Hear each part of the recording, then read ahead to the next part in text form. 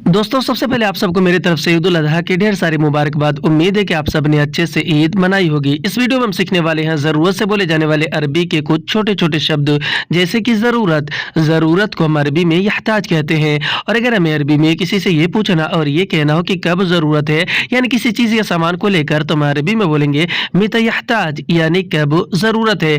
और अगर हमें अरबी में किसी से ये पूछना हो कि क्या ज़रूरत है, तो हम अरबी में बोलेंगे इश यहताज, यानी क्या ज़रूरत है। और अगर हमें अरबी में किसी से ये पूछना और ये कहना हो कि किसको ज़रूरत है, तो हम अरबी में बोलेंगे मन यहताज, यानी किसको ज़रूरत है। और अगर हमें अरबी में किसी से ये पूछना और ये कहना हो कि ज़रूरत है या नहीं है, तो हम अरबी में बोलेंगे यहताज वल्ला मा यहताज, यानी कि ज़रूरत है या नहीं है।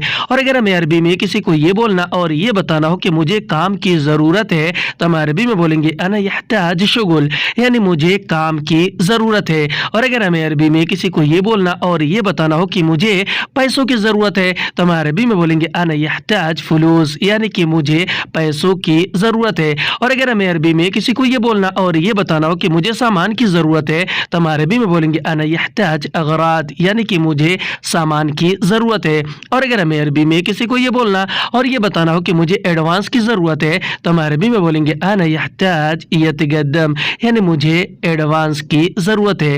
वीडियो अच्छे लगने की सूरत में इसे लाइक करके शेयर ज़रूर कर दें।